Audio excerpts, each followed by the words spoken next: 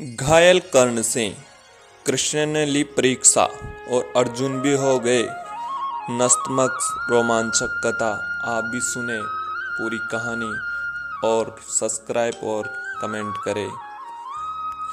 कर्ण रणभूमि में घायल पड़े थे और अर्जुन उसका उपहास कर रहा था, तो श्री कृष्ण ने कहा, नहीं कोई दूसरा कर्ण जैसा वीर है और नहीं दानवीर।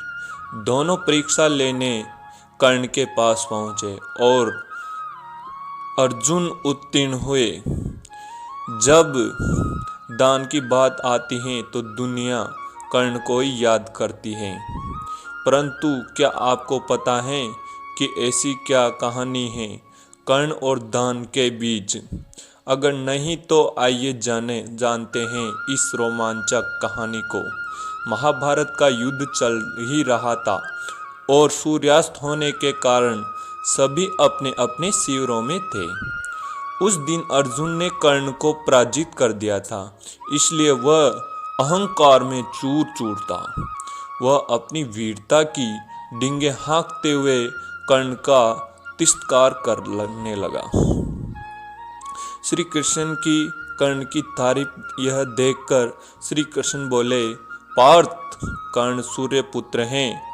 उसके कवच कुंडल दान में प्राप्त करने के बाद ही तुम उस पर विजय पा सके हो, अन्यथा उसे कोई पराजित नहीं कर सकते थे। कर्ण केवल वीर ही नहीं अपितु दानवीर भी है। उसके जैसा दानी ना आज तक हुआ है ना कभी होगा। कर्ण की इतनी तारीफ सुनकर अर्जुन से रहा नहीं गया और वह तर्क देकर उसकी अपेक्षा करने लगा। श्री कृष्ण अर्जुन हाव भाव समझ गए और बोले, हे अर्जुन, कर्ण अभी भी रणभूमि में घायल पड़ा है। तुम चाहो उनकी दान वीरता की परीक्षा ले सकते हो। फिर कृष्ण और अर्जुन ने ली कर्ण की परीक्षा। अर्जुन ने श्री कृष्ण की बात मान ली और कर्ण की परीक्षा लेने के लिए दोनों ने ब्राह्मण का वेश बनाया और उसके निकट जा पहुंचे।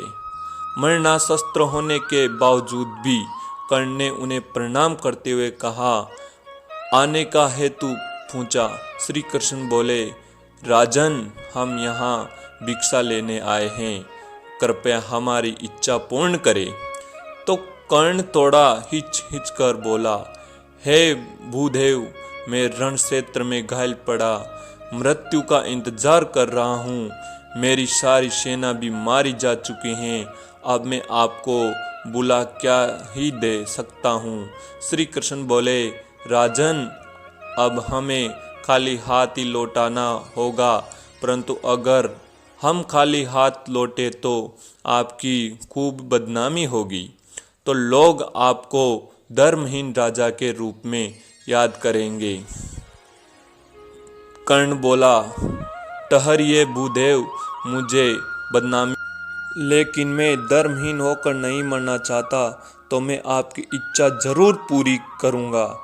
निकट ही पड़े एक पाषाण से कर्ण अपने 2 दांत तोड़ते हुए बोले, मैंने सर्वदा सोने का ही दान किया है, इसलिए आप इन स्वर्ण से बने दांतों को स्वीकार करें।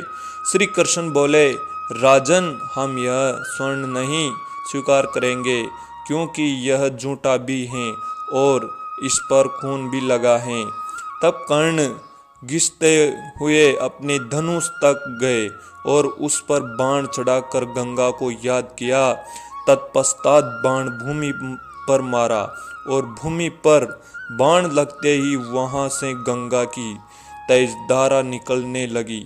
कर्ण ने उस धारा में दांतों को साफ किया एवं उन्हें देते हुए कहा, हे देव, अब यह स्वर्ण झूठा नहीं अपितु शुद्ध है, कृपया इसे ग्रहण करने की कृपा करें।